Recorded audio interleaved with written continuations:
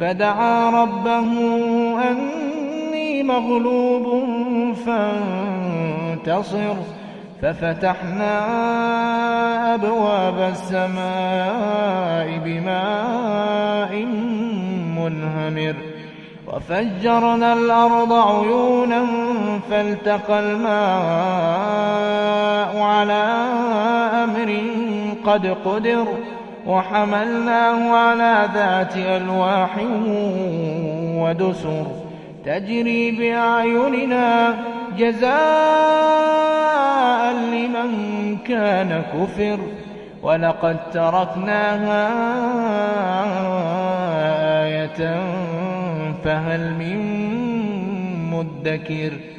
فكيف كان عذابي ونذر ولقد يسرنا القرآن للذكر فهل من مدكر